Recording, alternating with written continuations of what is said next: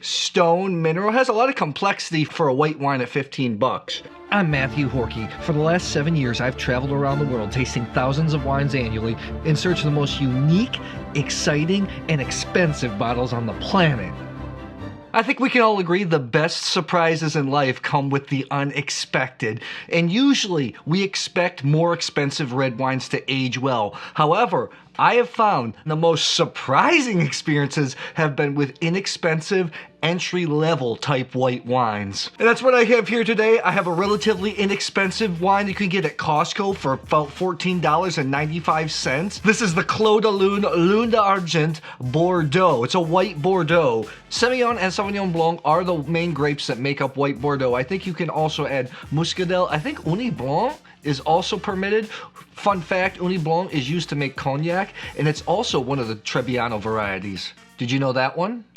Lune d'Argent means silver moon in French. This is owned by the Bernard family, which owns the more famous Domaine de Chevalier. I was in contact with them to get samples of some more of their expensive, more premium wines, and just randomly in email they said, we're gonna send you a vertical of the Clos de Lune. I thought, okay, well maybe I can figure out something to do with it. I think it's gonna be really cool to see how these inexpensive white wines can age. These are all white Bordeaux. They're primarily Semillon, 70% with about 30% Sauvignon Blanc. Even though Bordeaux is more famous for red wine, up until 1950, more than 50% of the vineyards in Bordeaux were actually dedicated to white wines. This estate gets fruit from Sauternes and Barsac. These are areas that are famous for expensive Botrytis sweet wines. When you drive through the area, it's pretty flat. It's right next to the Garonne River, so it's a little bit humid. That's why you get botrytis. But they're dedicated to producing white wines. Last year, for the first time when I was at Costco, I bought one of these wines just because I wanted to drink a white Bordeaux, and I said, hey, it's $14.95. I was pleasantly surprised. Let's see if there's any pleasant surprises here. With the current vintage, 2021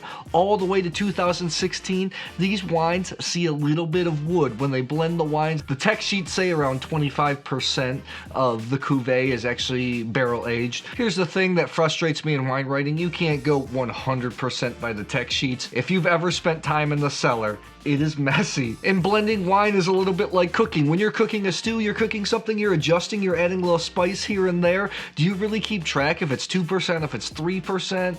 There's different cuvées aged in wood. Some barrels are good, some barrels are not. I always think it's funny you see sometimes text sheets sell 12 to 18 months. I don't know, sorry, that's my little rant. Let's just say part of the wine is aged in wood. The white Bordeaux blend is one of my favorite white blends. I think it's very underrepresented around the world. A lot of people have tried to copy red Bordeaux blends.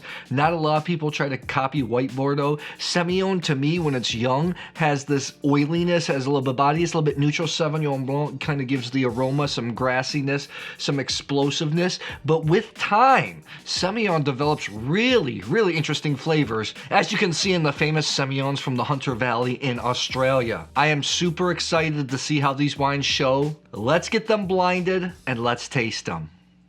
It's white Bordeaux, so we're tasting out of Bordeaux shaped glasses. My Gabriel Glas Standart editions. Love these glasses. Universal glasses in the Bordeaux shape. They're gonna work great for this wine. I have a link in the description below if you want to check them out. Helps the channel if you purchase with the link.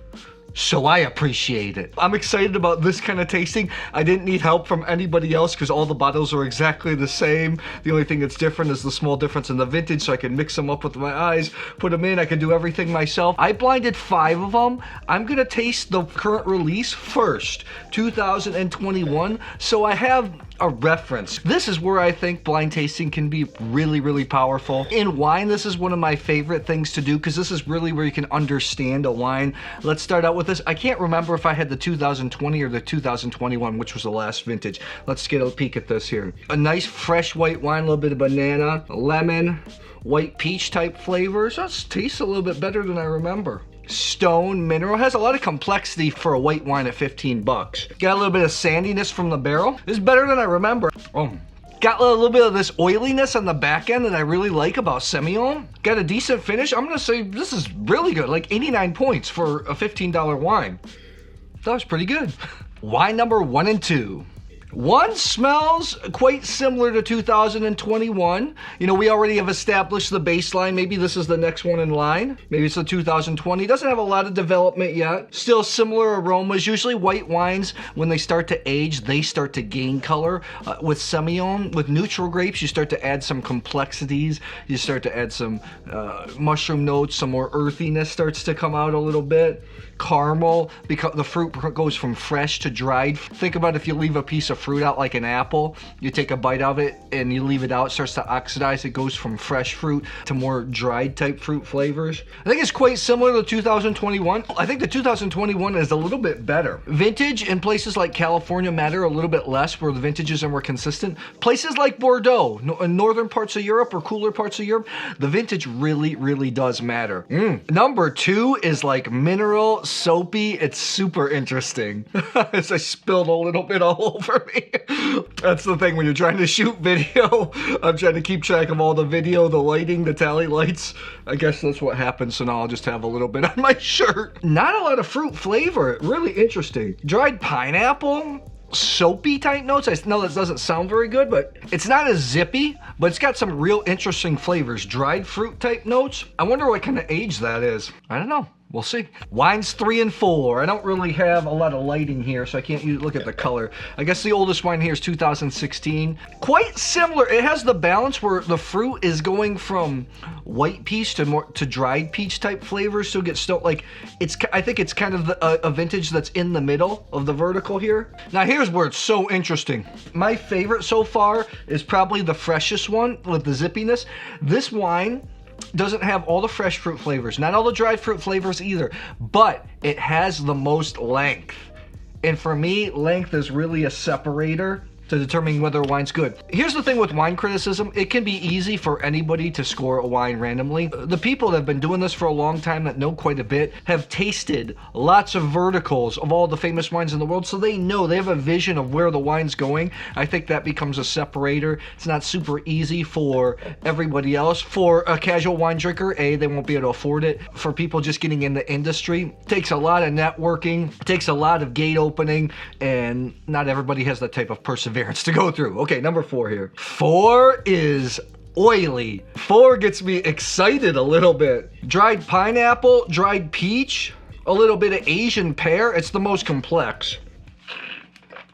Now here's the thing. I like the aromas so much in number 4. If you could just add that with the length of number 3, then you would just have, wow, this is like a super wine. Just like any product, or maybe like any type of person. You have nice characteristics here and there, but sometimes you don't have the whole package, the whole deal. Oh well. Wine 5, also oily, starting to lose a little bit of its fruit notes. Let me just reset my palate. A trick that you can do to reset your palate is smell your skin. That's neutral. Then you go back in for the smell, because this wine's kind of in a dumb phase, I think. It's not giving me a lot. Yeah, it's like just dried fruit, maybe even feels a little bit tired. But to me, it's a little bit tired. It's lost its zestiness. It feels a little bit dried out. Not that exciting. Maybe it could be going through a dumb phase. Maybe it's the oldest, and maybe this is the edge of where these wines should age. I don't know. We'll see. The wines in this price point, usually people aren't going to be laying them down. You ready for the reveal? You ready? You ready? Let's do it.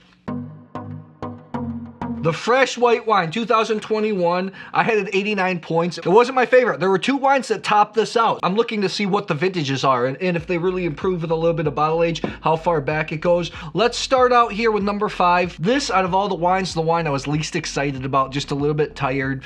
I was in the 83 to 84 point type of range. I'm really looking forward to seeing what the vintage is here.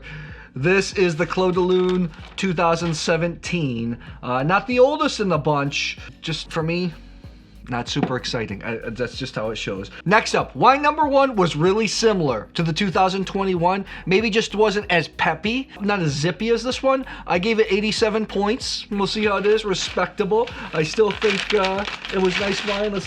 This is the Clos de Lunes, Lune Argent.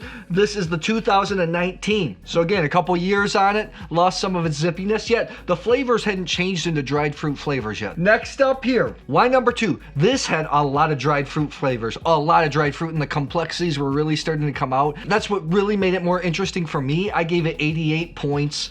Let's see what it is, how well things age here. This is the 2020. So one vintage behind us. This to me is a little surprising because the 2019 tasted fresher than the 2020. The 2020 felt to me like it aged a little bit. I thought it was older. Wow.